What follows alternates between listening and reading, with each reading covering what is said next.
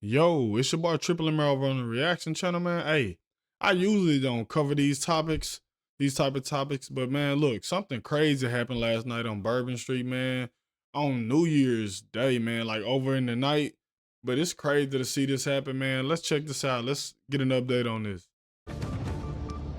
Hi, everyone. Thanks for joining us here on CBS News 24/7. I'm Lindsay Reiser, and we are following that breaking news out of New Orleans. At least 10 people are dead and dozens more injured after city officials say a man intentionally drove a pickup truck into a crowd. Witnesses and law enforcement say that happened at a high rate of speed and that. And what made him do that? Like, motherfuckers want to be like, I hope he didn't do that for no fucking clout, or maybe he going insane just on some weird shit. But like, it don't matter what. It's just now 2025. The very first day of the new year, you want to crash out. You want to crash out on New Year's. God damn. They even got Trump talking about it? Let's see what Trump talking about. The suspect did so intentionally. Now, it happened on the world-famous Bourbon Street overnight at Bourbon and Canal Street. And we go to Bourbon. Celebrating the new year around 3:15 in the morning local time.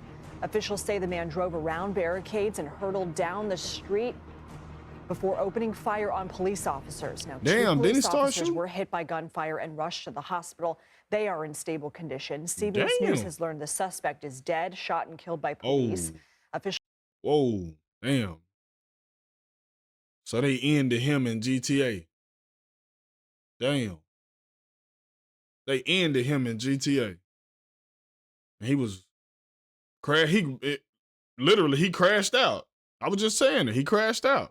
Officials say a long gun was recovered from the scene and potential explosive devices were also recovered and are being analyzed. The city's mayor referred to this as a likely terrorist attack, and the FBI is saying it is investigating it as terrorism. CBS News senior White House and political correspondent Ed O'Keefe joins us now from West Palm Beach, Florida. Ed, what are we hearing first from the White House? Lindsay, good to be with you. Yes, the president actually just moments ago, as you were beginning this latest round of reporting, just issued a statement by way of the White House saying that he has been briefed all morning long by his top Homeland Security officials and reiterates that the FBI is in charge of this. The statement reads in part, "I'm grateful for the brave and swift response of local law enforcement in preventing even greater death and injury. I have directed my team to ensure every resource is available as federal, state, and local law enforcement work assiduously to get to the bottom of what happened as quickly as possible and to ensure that there is no remaining threat of any kind." That's notable because it suggests that perhaps there's still a concern, at least among federal and state officials, that maybe there are others out there who've been involved in this in some way that have yet to be discovered. He says he'll continue to receive updates throughout the day and have more to say later. There is no justification, he says, for violence of any kind, and we will not tolerate any attack on any of our nation's communities. We're here. Damn, so hold on. Damn, was it happening here? Here in West Palm Beach, of course, because President-elect Trump lives here. He is currently over at his golf course, but issued a statement through his Truth Social platform a little while ago, beginning by sort of suggesting, "I told you so," saying that when I said that the criminals coming in are far worse than the criminals we have in our country, that statement was constantly refuted by Democrats and the fake news media. But it turned oh, shit. So Trump think this some migrants. That's crazy. Not to be true. What he's suggesting there is that whoever this is has come into the country either legally or illegally. We don't know that yet about the alleged attacker in New Orleans. So right, so y'all don't even know who it is. He just fucking saying something. Either assumption or perhaps he knows something that hasn't been shared widely yet. We'll wait and see. But he continues the statement saying our hearts are with all of the innocent victims and their loved ones, including the brave officers of the New Orleans Police Department. And the Trump administration will fully support the city of New Orleans as they investigate and recover from this act of pure evil. Notably, House Speaker Mike Johnson, who's from Louisiana, is set to be here in Florida today to meet with the president-elect. He tweeted out a little while ago that this vicious attack on innocent people celebrating the New Year in New Orleans early this morning was an act of pure evil, and justice must be swift for anyone who was involved. Please join us in praying for the victims, their families, and the first responders, investigators on the scene.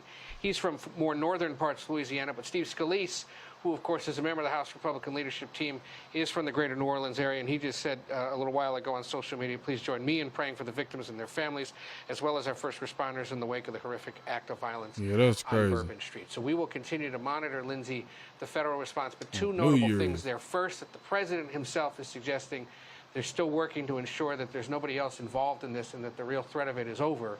Second, that the president-elect is at least surmising or assuming that this is somebody from outside the United States who caused this. Again, we have to stress, we don't know for certain yet, based on what officials have said, who this individual is, what they were doing.